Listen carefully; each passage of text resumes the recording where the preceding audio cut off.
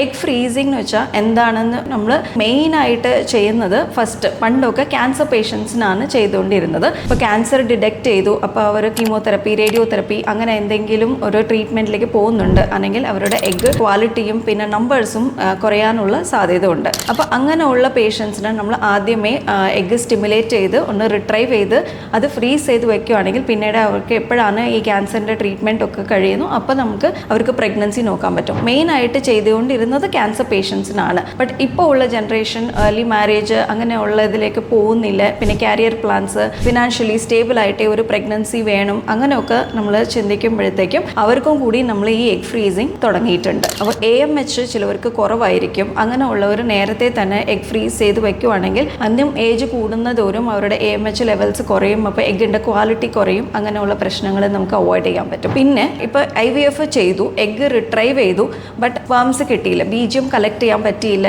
നമ്മൾ കുത്തിയെടുത്ത് സ്പേംസ് നോക്കുമ്പോഴും അതിലും കിട്ടിയില്ല. അപ്പോൾ അവർക്ക് ഒരു സൊല്യൂഷനിലേക്ക് എത്താൻ പറ്റുന്നില്ല, വേറെ സ്പേം യൂസ് ചെയ്യണം വേണ്ട എന്നുള്ള സൊല്യൂഷനിലേക്ക് എത്താൻ പറ്റുന്നില്ല. അങ്ങനെയുള്ളവർക്കും നമുക്ക് എഗ്ഗ് ഫ്രീസ് ചെയ്യാം.